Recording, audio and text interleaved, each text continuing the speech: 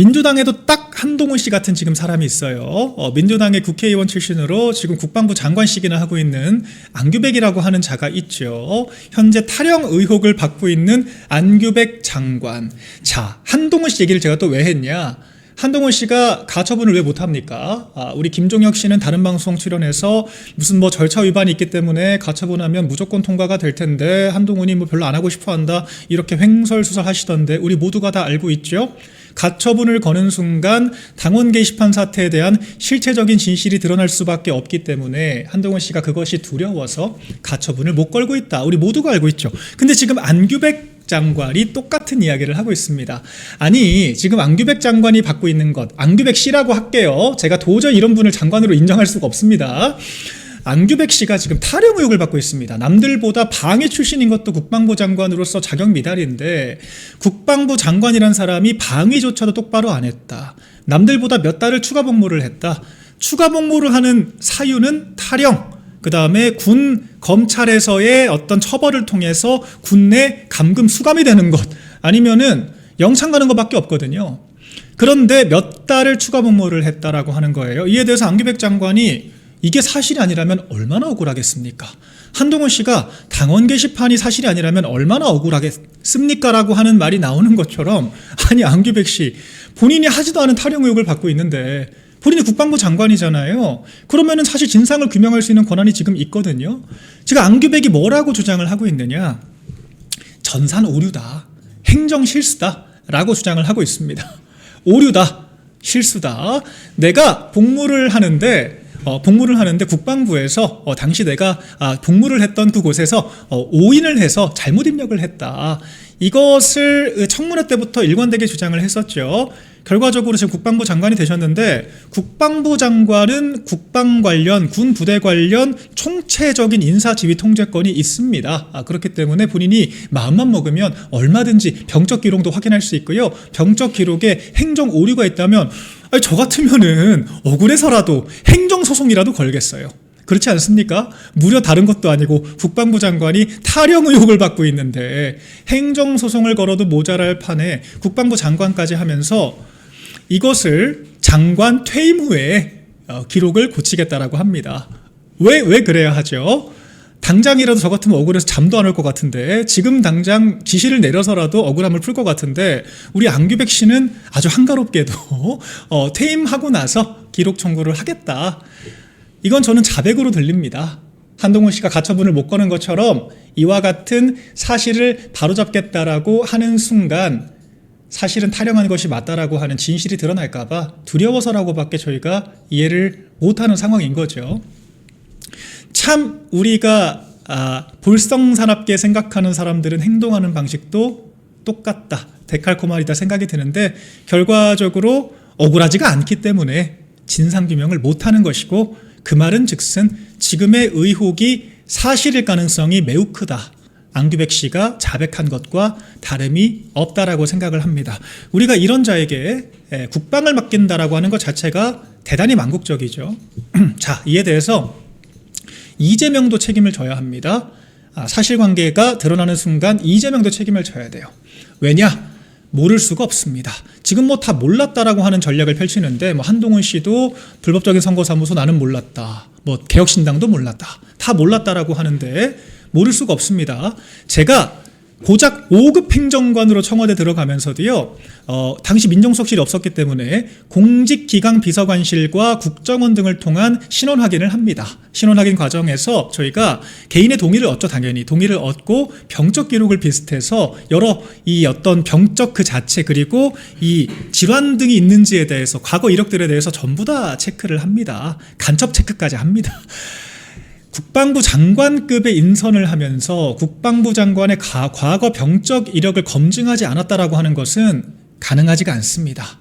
민정수석실의 기본적인 책임이에요. 그걸 하지 않았다라 그러면 다름 아니라 민정수석이 감옥 갈 일입니다. 그렇기 때문에 이재명이 모를 수가 없는 상태에서 인선을 했다라고 봐야겠죠. 그 말은 즉슨 안규백 씨의 탈영 의혹이 진실로 드러나는 순간 탈영병 출신, 방위 출신의 국방부 장관을 임명해서 우리 국가의 안보를 위태롭게 했다라고 하는 그런 혐의를 피하기가 어려울 것이다. 생각을 합니다. 이 의혹 지금 일파만파 커져나가고 있는데요. 저희가 공세의 고삐를 늦춰서는 안 될 거라고 생각을 합니다.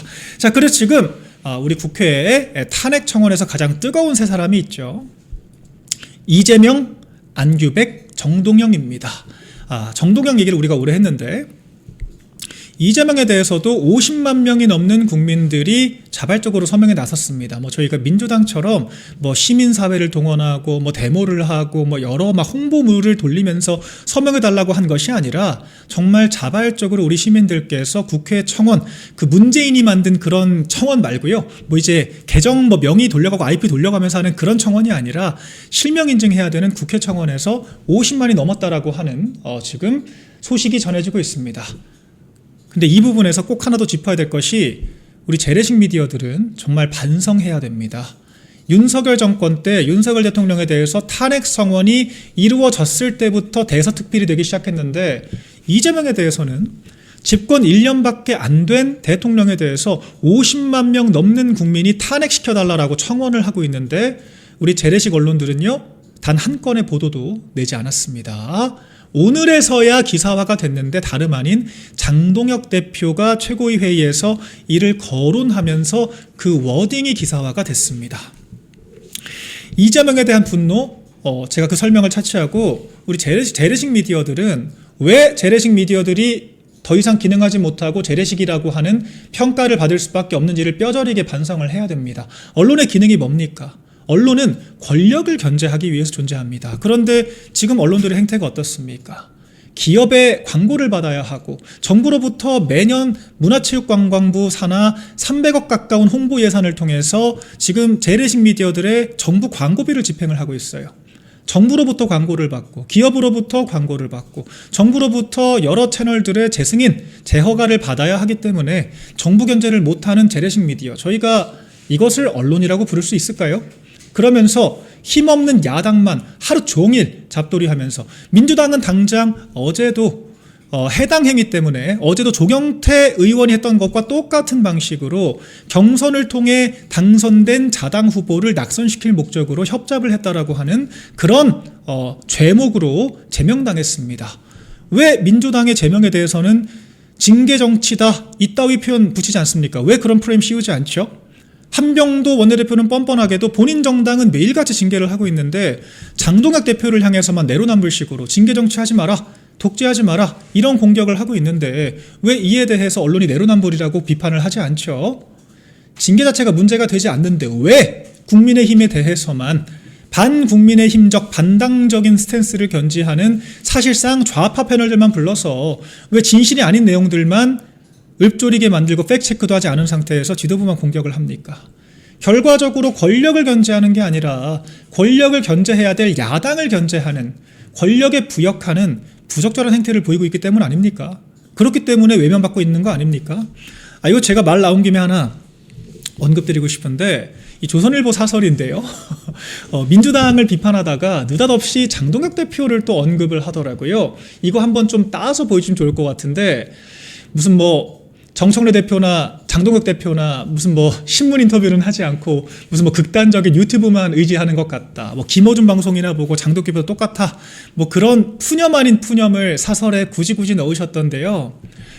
신문 인터뷰다운 값어치가 있어야 하는 겁니다. 이렇게 권력에 부역하고 권력 견제는 하지 않고 정작 야당만 잡들이 하면서 사실상 플레이어로 뛰면서 지금 야당의 당부에 대체 언제까지 개입을 하실 겁니까? 사퇴를 하라 마라, 선거가 누구 때문에 졌다 안 졌다 가치 판단하면서 자 지금 멘트가 재밌어요. 지면 단독 인터뷰 한 차례도 안 했다 그러면서 마지막에 신문 피하고 강성 유튜브에 밀착하는 것은 장동혁도 마찬가지다. 참 제가 이 문구를 보고 헛웃음이 나오더라고요. 왜 그런지 생각을 좀 해보십시오. 왜 우리가 언론 인터뷰 나가면 우리가 하나라도 더 알려지고 우리 입장이 한 명이라도 더 전파가 될 텐데 왜 안 할지 생각을 좀 해보세요. 지금 재래식 미디어들이 누구를 대변하고 있는가에 대해서 이걸 먼저 반성해야 되는 거 아닙니까? 여당뿐만 아니라 야당도 외면을 하고 있다. 신문이 신문다워야 한다. 그 말씀을 먼저 드리고 다시 돌아와서요. 이재명 탄핵 50만 명 청원 돌파했다라고 하는 소식이 장동혁 대표의 입을 타고 나서야 보도화가 됐다라고 하는 게 지금 우리나라의 뼈저린 현실입니다. 현재까지 저희가 파악하고 있는 바로는 이재명에 대한 탄핵 청원 동의가 50만 넘어섰고요. 안규백, 정동영도 각각 30만 내외의 동의를 기록하고 있습니다. 10만 명이 넘어가면 국회가 답변할 책임이 있기 때문에 국정 실패와 국민의 분노에 대해서 집권 여당 민주당을 중심으로 국회가 답변할 책임이 있다라고 생각을 합니다. 그리고 재래식 미디어도요, 비겁하게 야당 대표 워딩 뒤에 숨지 말고 정권에 대해서 더 명확하고 명료하게 비판을 해야 한다. 언론으로서 역할을 먼저 하고 나서 신문이 외면 받니 안 받니 푸념하는 소리를 하셔야 된다 말씀을 드리고 싶습니다.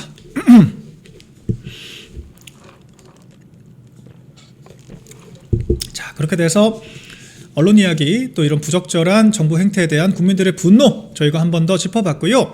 이게 효과가 있을까 생각하시는 분들도 혹시 계실 수가 있어요. 제가 대통령실에서 일해본 경험에 따르면요, 영향이 무조건 있습니다. 윤석열 정권 때는 집권은 3년 차에 이런 사태가 있었거든요. 집권은 3년이 되고 한동훈 씨가 사사건건 면담을 해달라느니, 면담이 아니라 그때 뭐였죠? 무슨 회담을 해달라?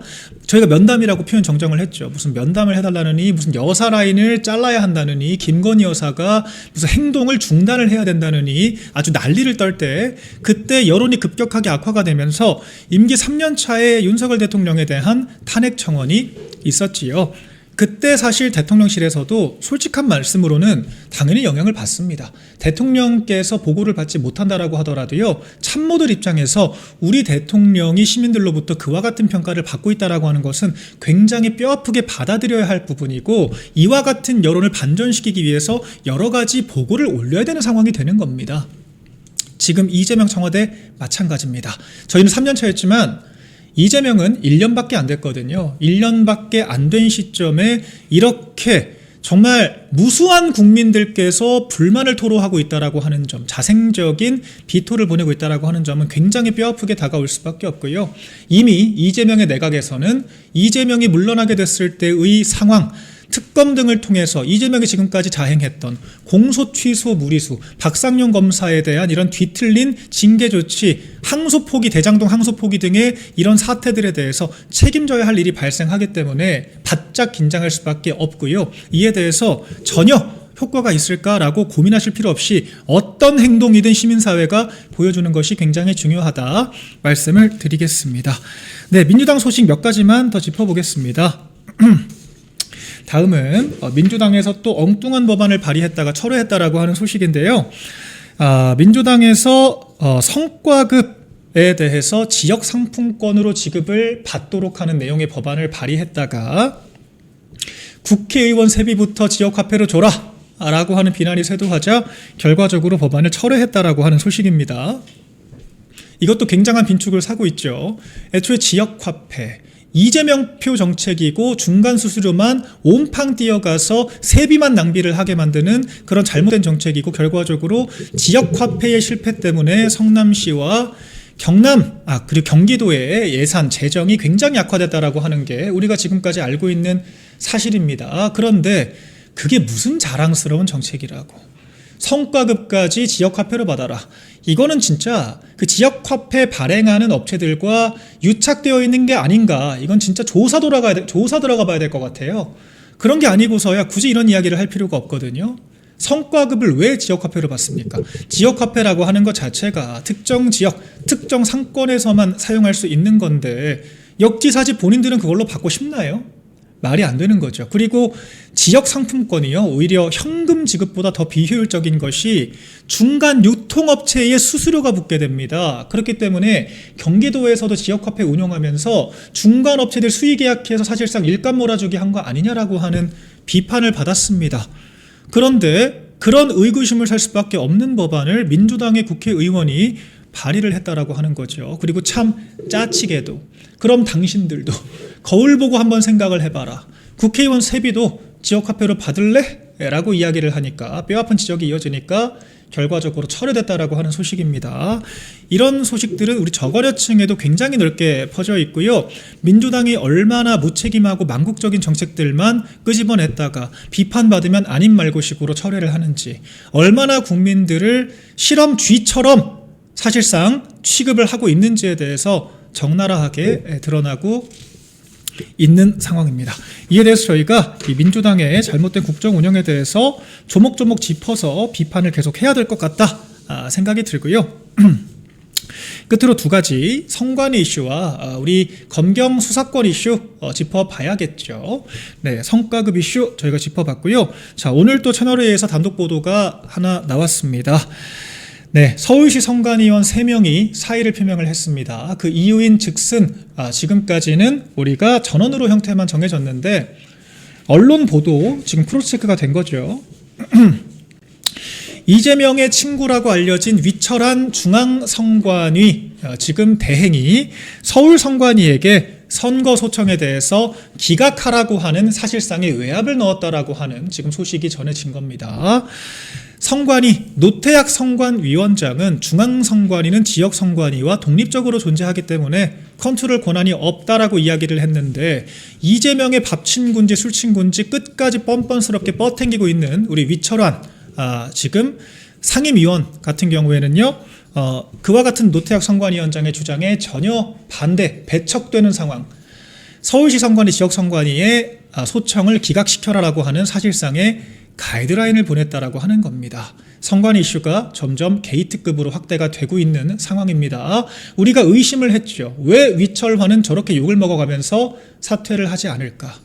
위철환까지 물러나는 순간 선관위 내부에서 벌어지는 내부 고발을 비롯한 문제 상황을 도저히 막을 수가 없기 때문에 최소한의 가림막으로, 최소한의 방파제로서 위철환을 끝까지 버티게 만드는 것이 아니냐라고 저희가 의심을 했는데, 지금 그와 같은 의심이 확신이 되는 순간입니다. 부적절한 가이드라인을 줘서 선거 소청 자체를 무력화시키려고 하고 있는 정황이 드러났다라고 하는 거고요. 이 또한 저희가 특검 추진이 반드시 필요한 강력한 증거가 됩니다.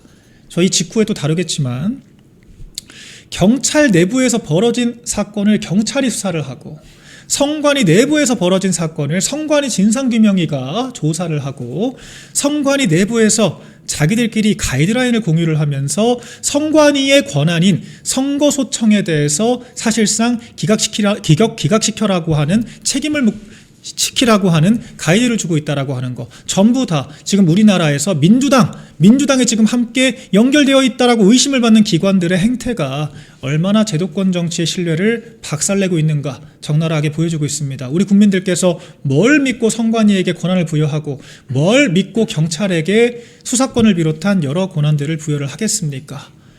지금 국민들을 정말 졸로 보고 국민들을 얼마나 무시를 하면 이따위 경거망동을 합니까? 이런 것들이 안 들킬 거라고 생각을 했습니까? 선관위는 이미 자정 능력을 잃었고요. 지금 위철한 상임위원은 사실상 증거인멸과 선관위 내부 문제를 비화시키지 않기 위해서 자리를 지키고 있다라고 하는 강력한 정황이 드러나고 있는 만큼, 위철한 지금 상임위원에 대해서는 여야 국조특위 차원에서 반드시 사퇴를 시켜야 한다 생각을 합니다. 나아가서 위철한 상임위원 사퇴 연이어서 반드시 야당 주도의 특검이 관철되어야 한다라고 다시 한번 강력하게 촉구를 합니다. 지금 원내 지도부가 무엇보다 집중해야 될 사안, 바로 특검 통과다 말씀드리겠고요. 선관위 관련 경악스러운 소식들 저희가 앞으로도 보도되는 대로 다 짚어드리도록 하겠습니다. 자, 마지막으로 검경 수사권 이슈 짚어봐야겠죠. 오늘도 장동혁 대표께서, 오늘은 어제 광주경찰서를 방문을 했지만 서장이 도망을 가는 초유의 사태가 벌어졌습니다. 제1야당 대표가 사전에 언지를 하고 사전에 방문하겠다라고 하는 의사를 전달을 하고 경찰서를 방문을 했는데 총 책임자가 도망가서 코빼기도 안 보였다라고 하는 거, 그리고 제1야당 대표와 지도부의 출입을 이 공안경찰을 연상케 하는 경찰들이 몸으로 막아섰다라고 하는 거, 굉장히 충격적인 소식으로 여러분들께 다가왔을 겁니다. 오늘 이에 대해서 장덕 대표께서 연달아서 특검 이슈도 굉장히 중요하지만 정말 야당 대표의 몸이 10개라도 부족합니다. 이 검찰 수사권 이슈 굉장히 중요하기 때문에 오늘 경찰청을 또 찾아갔습니다. 그런데 경찰청에서도 청장 대행을 만나지 못하고 돌아왔습니다. 대체 이 정권의 경찰은 야당을 뭐라고 생각을 하는 겁니까? 야당 지도부, 제1야당 지도부 신동욱 최고위원의 보좌진을 폭행하는 영상까지 돌아다님에도 불구하고 똑바로 된 사과 하나 지금 하지 않고 있는 상황이고요. 그리고 경찰 차원에서 사건을 무마하려고 했다라고 하는 피의자와 내통을 했다라고 하는 초유의 사태가 벌어졌는데 이에 대해서 항의하고자 하는 제1야당 대표와 면담마저 지금 거부를 하고 있는 실정입니다. 경찰이 해체되어야 할 사태가 벌어졌는데 민주당은 오히려 그 경찰이 해체되어야 할 사건을 바로잡고자 했던 검찰을 해체하는 법안을 내놨고요. 경찰은 이재명만 지금 믿고 있는 건지 눈치 빠른 선관위원들은 그나마 서울시 선관위원들 왜 사퇴했겠습니까? 이대로 위철한 말 듣다가는 나까지 같이 엮여 들어가겠다라고 하는 위기의식을 느껴서 사퇴라도 한 거 아니겠습니까? 그런데 경찰들은요, 이재명 정권 언제까지 갈 줄 알고 이런 경거망동을 합니까? 제1야당 대표를 문전박대하고 문제를 해결할 의지를 보여주지 않고 민주당은 국민들이 분노를 하든 말든 보란듯이 검찰 해체에만 박차를 가하고 있다. 해체되어야 할 사고는 경찰이 쳤는데 정반대 본말 전도에 지금 본인들의 전당대회용 정치만 하고 있다라고 하는 게 지금 저희가 목도를 하고 있는 대한민국의 현실입니다. 이에 대해서 저희가 어떤 수단이든 강구를 해야겠죠. 자, 그런데 또 여기서 저희가 또 짚고 넘어가야만 하는 오늘 또 사건이 하나 있었습니다. 우리 한동훈 씨 친구 방송으로 잘 알려져 있죠. 김태현의 뉴스쇼, SBS의 그런 라디오 프로그램이 있습니다. 한동훈의 정치쇼라고 하는 건 제가 붙인 네이밍이 아니라 본인들도 인지하고 있을 거예요. 여러 이 커뮤니티나 네티즌들, 우리 책임 지지자분들께서도 한동훈 친구쇼 이렇게 부르시더라고요. 왜 그런지 저는 모르겠습니다. 근데 이 헤드라인들을 보면요, 왜 그런지 좀 알 것도 같아요. 자, 오늘도 참 뻔한 패널들, 한동훈 개파 패널들만 불러서 주구장창 장동욱 대표 비판하는 이야기만 쏟아냈는데요. 그런데 아무리 우리가 당내 권력투쟁, 당권투쟁을 하는 지금 상황이라지만 제1야당 대표가 다른 것도 아니고 한동훈 씨 때문도 아니고 우리 국가 이재명 정부의 잘못된 검찰개혁안을 바로잡겠다라고 하는 목적으로 경찰에 항의 방문 갔다가 문전박대를 당했는데 이것을 지금 이렇게 조롱조로 보도를 할 일일까요? 같이 분노해야 되는 거 아닙니까? 아무리 장동혁 대표가 밉고 당권투쟁의 대상으로 보고 있다라고 치더라도요, 적어도 우리가 지금 송영은 변호사는 심지어 법조인이지 않습니까? 이 검찰개혁 법안들이 얼마나 잘못된 건지 잘 알고 있을 만한 사람들. 아니, 김태현 친구쇼 김태현 그 앵커, 그분도 변호사 아니신가요? 근데 이런 분들이 공통의 문제인식을 가지고 권력투쟁에 앞서서 야당의 정치인으로서 당연히 갖춰야 할 이 경찰의 문제인식에 대해서 당대표가 미국에서도 문전박대 당하고 한국에서도 문전박대 당했다라고 하는 식의 이따위 지금 헤드라인을 걸고 조롱할 일입니까? 이러니까 재래식 미디어 소비를 안 하죠. 이게 지금 맞는 방식의 보도인가요? 그러니까 이게 지금 맞는 국민의힘 지금 패널 몫으로 나가고 있는 거 아닙니까? 지금 제1야당 TO로 나가는 지금 몫에서 야당 대표를 지금 이렇게까지 속된 말로 억까하는 게 맞습니까? 제가 너무 황당해서 한번 준비를 해봤고요. 본인들이 서 있는 위치가 어디냐, 아무리 우리가 개파가 중요하고 아무리 한동훈 사이비화된 왜곡된 팬덤이라고 하더라도 제발 우리 국가적인 이익에 있어서만큼은 정파를 떠나서 올바른 목소리를 내줬으면 한다 생각이 들고요. 앞으로 장독 대표와 지도부는 이런 분들이 어떻게 발목을 잡든 말든 뚜벅뚜벅 우리의 길을 걸어갈 겁니다. 그렇게 해서 직면한 문제들을 해결하기 위해서 노력할 거라는 말씀 드리고요.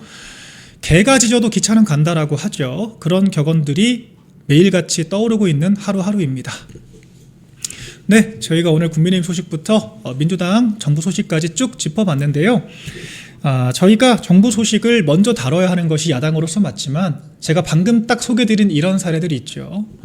같은 야당인데 권력을 견제해야 될 언론인데 권력을 견제하는 것이 아니라 권력자와 싸우는 야당 대표의 발목만 늘어지면서 당권 투쟁만 벌이는 이런 사람들 때문에 국민의힘이 단일대우가 되지 못하고 있고 그와 같은 것들이 당의 통합을 해치고 있기 때문에 부득이 앞으로도 이런 해당 행위자들, 범죄 행위자들에 대해서 제가 강력하게 논평할 수밖에 없을 것 같습니다.